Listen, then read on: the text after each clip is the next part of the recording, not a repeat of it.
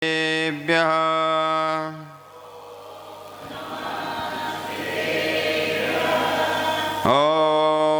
नमः सिद्धेभ्यः।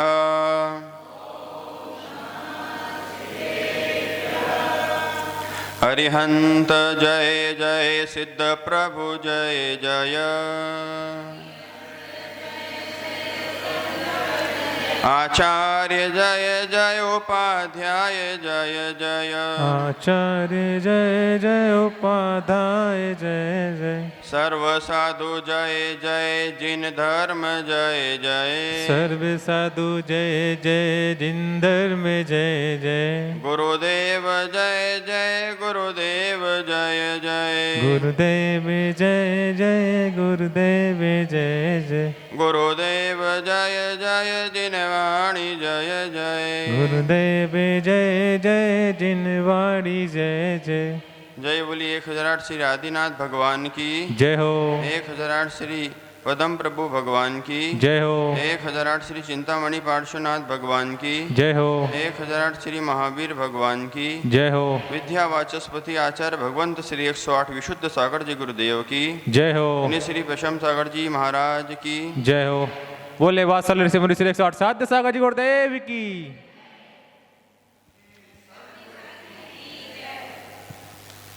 भव्य बंधुओं,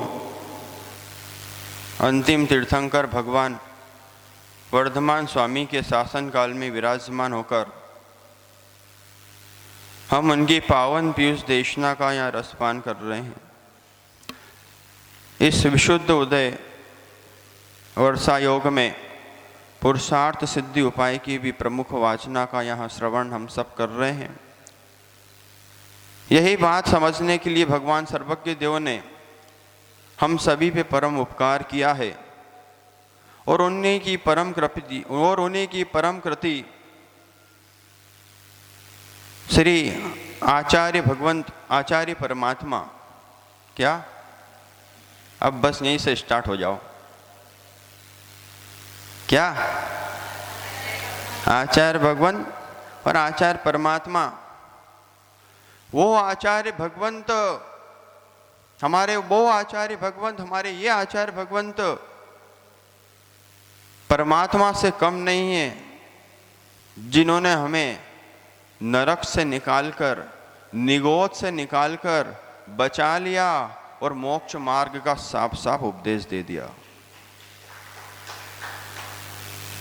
मैं सच बता रहा हूं। एक बच्चा पूछने लगा, महाराज जी वैराग्य क्या होता है? क्या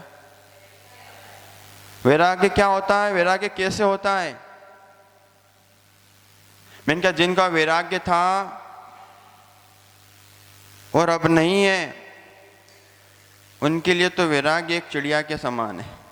क्या आपका भी वैराग्य होता है? जब मुनिराज का दर्शन होता है, जब गुरुवर का दर्शन पाए, मन में अति मन हर्षाए। बोलते हो? यदि ये नहीं बोल पाते हो आप गुरु को देखकर, भगवान को देखकर, यदि आपका चित्त प्रसन्न नहीं हो पाता, तो आपको कभी वैराग्य नहीं हो सकता। ज्ञानियों,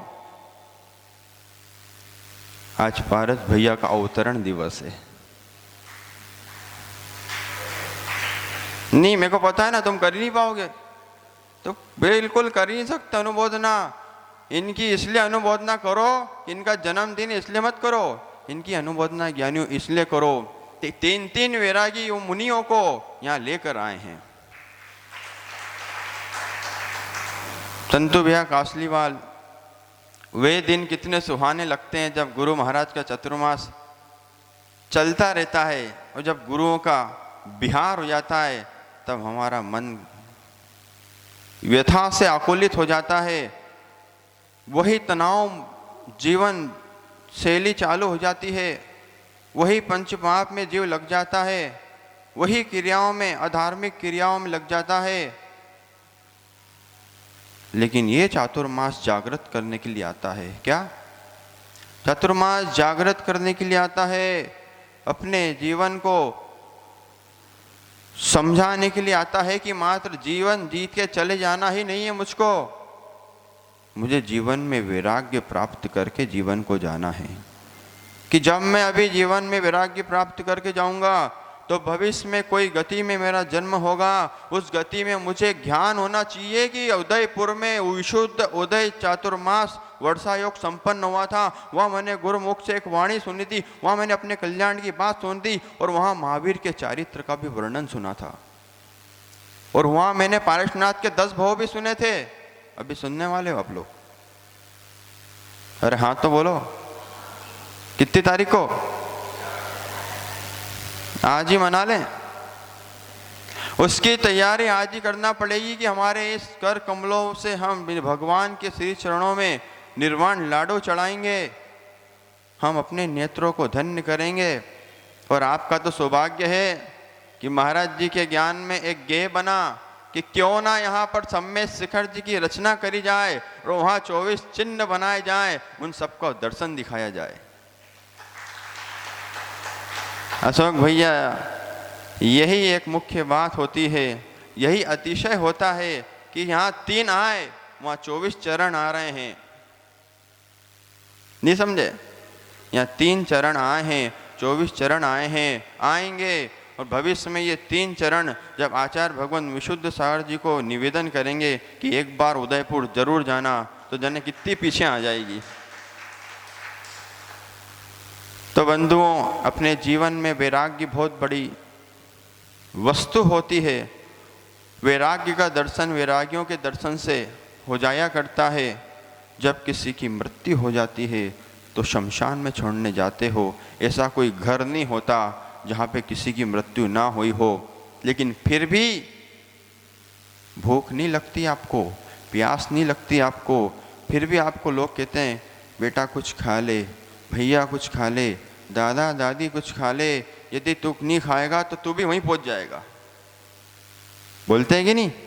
कहाँ पे? जहाँ पड़ोसी या व्यक्ति अमुक चंदी पहुंच गए हैं, शमशान में बैठ गए, सो गए, जाके अन्य गति को प्राप्त हो गए, लेकिन तू कुछ खा, आप कुछ खा लेते हो। ऐसे ही पेट तो भर ही जाता है, पेट तो भर ही जाता है। ऐसे ही जिनवाणी समझ में आए या ना आए, मेरी बात आपके भीतर में उतरे या ना उतरे, तुम तो बस वाणी, गुरु वाणी को सदुपयोग सदवाणी अपने जीवन में उतारने के लिए आते रहना। एक न एक दिन कोई न कोई भाव में तुम्हारा पेट भरा जाएगा। ऐसे ही बंधुओं, अपने जीवन को कृतार्थ करने के लिए ये अवसर आया करते हैं। 11 तारीख के दिन भगवान श्री पारसनाथ स्वामी का निर्वाण की जन्म निर्वाण दिवस मनाया जाएगा विशुद्ध उदय वर्षा योग में, और 24 चरण चिन्हों की रचना का दर्शन भी यहाँ होगा। उन चरणों को अपने घर में स्थापित करने का भी सौभाग्य आपको नियम से मिलेगा। उस सौभाग्य को कभी जाने मत देना, क्योंकि साक्षात गुरु के हाथ से चरण प्रतिष्ठित होंगे। उन चरणों को यदि आप अपने निज आलय में रख लोगे, समझे? हर बार हर संत आपको बोलकर जाते हैं, हर बार हर संत आपको बोलकर जाते हैं, चरण नहीं आचरण छुओ। लेकिन मैं कहता हूं आचरण जब ही छूने में आएगा जब तुम भगवान के चरण चिन्ह छुओगे। तुम्हारे घर में जब भगवान के चरण विराजमान होंगे और एक एक के नाम होंगे उसमें, पहला आदिनाथ जी से लेकर भगवान शेर वाले भगवान तक। कौन है शेर वाले भगवान? अच्छा, याद है आपको?